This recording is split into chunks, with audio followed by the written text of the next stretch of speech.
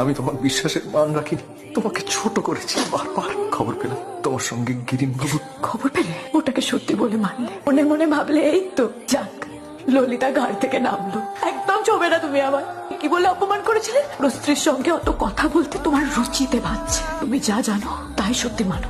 আমি পরস্ত্রী হয়ে থাকি। পারলে দেখো, আমি অন্য কাউকে এই ঘরে নিয়ে আসবো।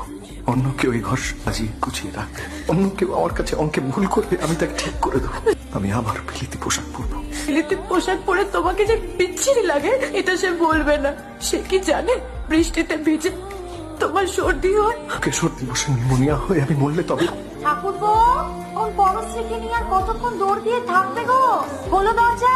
আর কতক্ষণ এমন পরশ্রীকে নিয়ে দৌড় দিয়ে থাকবে? একই কাণ্ড! এই যে একেবারে দেখি ঘরে চোখের জলের বন্যা। চলো দুজনে মিলে এবার মায়ের কাছে। দুজনের জন্য লাঠি নিয়ে অপেক্ষা করছে। এসো।